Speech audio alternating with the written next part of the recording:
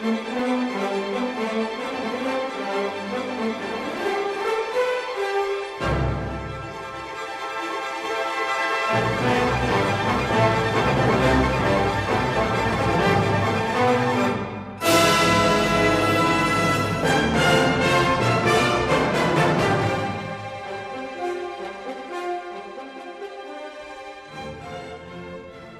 is Bob Auden, and this show is Libertarian Viewpoint. The purpose of this show is to inform you about what the government doesn't tell you. The government gives you government solutions, but it doesn't give you the other solutions, the libertarian solutions. And this show, again, is to provide those solutions to you so that you're better informed, so that you can make proper decisions, particularly when it comes to voting and what to tell your representatives. So with me today I have somebody who has a coin business, Bob Edwards. Emery, pardon me. no problem. Thank you for being on the show. Thank you. Go ahead and tell us about the name of your business, where you're located, and I guess what the business does, and what got you into the business. Okay, well, we're DelValley Silver. We're a bartering system. We use silver as discount coupons. We got into it because of the Liberty Movement. We were last year at New Hampshire at the Freedom Festival, and my wife bought a silver plain round. Well, my wife has a master's degree in Austrian economics and a master's degree in finance, and she was saying, you know, it's pretty, I can handle it, but what can I do with it? So we started looking into situations and what we could do, so we developed this bartering company that's based on Austrian economics. We use them as a discount coupon. Say if silver is at $20, the place would give you $25 worth of service. Just the same as if they had a coupon, but it's not the coupon that they have to throw away. They don't have to do the advertising. They advertise on our website, but they don't have to do all the printing and have the coupons and throw them away. This is the one-time deal, and we consider this like a multi-coupon for different things. Chiropractor, we have gas stations, we have restaurants, we have auto mechanics, karate school, a little bit of everything. And of course, wherever you spend this coin, the proprietor, the owner of the business, can then turn around and use the coin as a coupon with another business. Right, right. And the way we do it is we charge them so much silver to become a merchant and advertise on our website. And we charge them 10 rounds of silver. They can turn around and get another merchant, and they get 4 of those 10 rounds back. So they have their inner circle where they're trading, plus they're trading in the large circle. Well, what got you into this? I mean, was it just your wife buying that coin, or did you already have an interest in this area, or? Had no interest whatsoever in it. So this is a new passion for you. We started this September of last year. And what does your business hope to accomplish?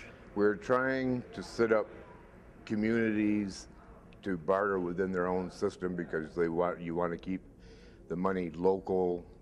There's a better turnover business-wise if you keep your local money together in the individual areas. So, I mean, this is really buying local then? Right. That's why we are communities trading together. So if how to put it, if I lived in another community and I had a coin similar to this, it wouldn't be necessarily usable? In our system, no. Okay. What we're trying to do is we're trying to get hub masters for different communities to set up 7 or 8 businesses and start local in every area for their own community. So whenever the ratio of the dollar to the silver, if the dollar goes into hyperinflation, which means that it was worth at the very beginning $1, but now the dollar is only worth like 90, or it lost 97 cents of its value, where you could buy silver for $1 worth of silver. 20 years ago, you could get $3 worth of gas. You could still get the $3 worth of gas for the same silver. With $3, I mean, what was worth $3 of silver a number of years ago, that would get you a gallon of gas. Yeah, we'll still do the same thing. Even though that silver is worth more now, it just so happens it also buys the same amount of gas. It's not that silver went up in price, it's that the dollar went down in value.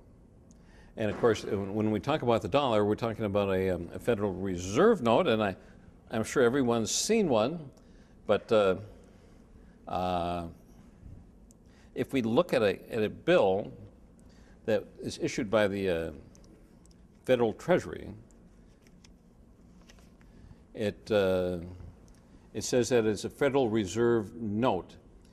This note is legal tender for all debts, public and private, and it's an IOU. It's an IOU, and it's really not. It doesn't really represent. It's based on value. It's based on a promise where silver always has intrinsic value to it. It's used in industry. Now they're using it in sports clothing for bacterial purposes and stuff in industry. And actually, there's less silver than there is gold. And last year, the ratio of silver was better than the ratio of gold. And there's less silver because silver is more of an industrial metal than gold is. And they just never have mined it like the gold. Oh, because the value is not as high. Right. And that's why we use it, because if we used gold as a bartering system, it would be like, okay, now I have a round of gold, I can buy a car. But the purpose isn't for everyday use like what we're trying to do. Now, as a libertarian, libertarians believe in liberty. Right. And a definition that I like to use for liberty is that it is the exercise of freedom that does not attack the rights of others. So liberty should be something that should be embraced by everybody. Right. Now, how does this fit in with actually having a coin that actually has an actual value versus the coins that our government issues, which have been debased with nickel and copper, so that a quarter, for instance, is worth right. They don't really have any real value in it. And because our system is based on Austrian economics, instead of doing the Keynesian demand side, we're on the supply side. So that if you trade in within it, the person, if they're too high of a price, nobody's going to trade with them, so they're going to have to lower their price, so it's going to equal out, where on the demand side, they set the price and you just have to come up to it. Now this would fit in with the concept of liberty in one way, where of course, people don't have to accept your coin. I mean, it's a voluntary system. It's a voluntary system. Each of our merchants decide how much value above the price of silver that they want to give you. That's where the discount is. It's like turned around, where if you give dollars and you have a discount coupon, this you give the silver and they give you the discount on top. Okay. And then of course, they're made aware of the value of silver. Right. And they would, as the dollar depreciates in value, in other words, while the dollar inflates, which causes price inflation. Right. That would also cause the price of silver to go up. Right. And even though there's inflation, that would protect we call it the Joe Six-Pack hedge fund. It's pretty simple. Yeah. Yeah, because silver, the more dollars they print, say for a loaf of bread it was $2, now you have to buy for $5 or $10 because they put in more money. The silver, you would still be able to get it for the same thing, because the more money they print, the value of the silver is going to go up. Right. And since they're not mining silver and not bringing in vast quantities of silver, the silver itself isn't going to drop in value because there's a limited supply. Right. And with all the industrial applications, silver supply basically isn't going to increase much above. They won't be able to keep up with the supply for the demand of it. because, well, just like I said, now they're using it in sports clothes as an antibacterial situation. That's true, yes. So they're finding more and more uses for silver, but they're not mining as much silver as It's what they're using. have. Yeah, So so you're saying it's a great inflation hedge. right. And times of, was it when the government hasn't interfered in the economy and caused people to not be able to predict the future. Right. So therefore, it's caused people to stop making investments. Right. Investment, therefore, is not a good area, like the stock market. It's better to, I guess, to protect oneself than therefore against inflation. I would use it. I mean, I can't give financial advice, but I would use it myself. Kitco states that next year that what silver is at $20 now will be between $25, maybe even $30. And silver, the metal itself, will always have a value, since, Right. particularly since there is an industrial. I mean, there are legitimate uses for silver, Right. and people would be willing to pay for it in order to utilize it. Right.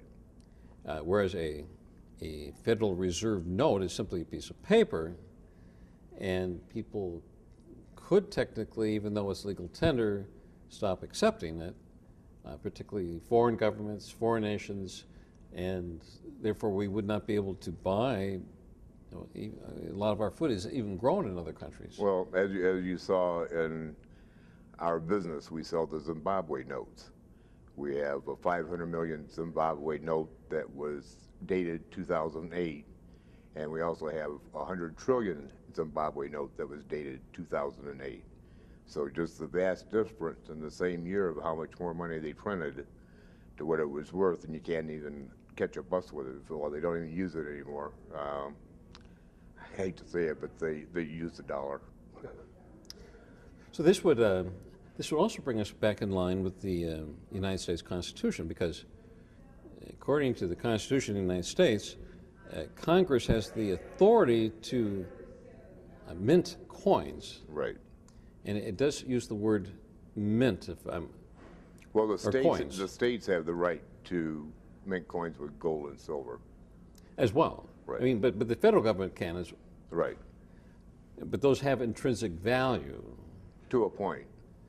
Right. If they only put $10 of gold in a $20 gold piece. Because the old silver dollar was only 80% silver at the time.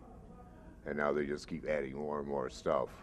Right. And so the value is nothing more than what's in your mind of what the value is and what the other person is willing to accept it. But if they get like the euro, or how they're talking about the one world currency, and that they'll just inflate us out until it's worthless. Well, even if we don't get a one world currency and we still have the U.S. currency. They're still inflating us out because they're spending too much. Right. You know, even the poorest person understands if they go credit crazy, you can't keep buying and buying and buying. Pretty soon you're just in debt and you can't afford it. Well, that's what they're doing to us right now. So, for instance, the $1 trillion bailout, they didn't collect $1 trillion in taxes to pay for it, so therefore they had to print $1 trillion, Right. which increased the money supply, which devalued the value of the dollar. Right, it raised the M1 flow of money, and so the dollar went down because there's more. Just like anything, if you have more of it, then it's less price. Right. And just to let people understand that there's a finite amount of goods and that you can buy, and so if you increase the paper money supply, then, and that finite amount of goods remains, well then the cost of those goods simply is going to go up. Right.